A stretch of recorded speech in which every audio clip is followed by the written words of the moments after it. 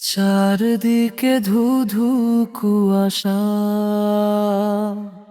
চাঁদের আলো ভালো লাগে না।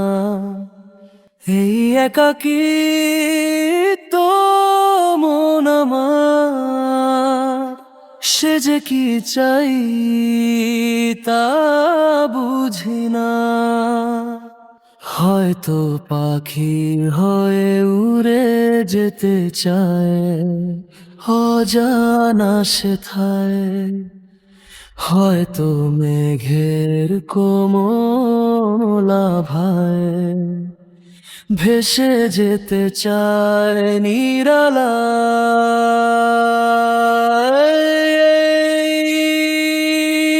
একাকিত্ব মন আমার বেদনায় কেঁদে যায়।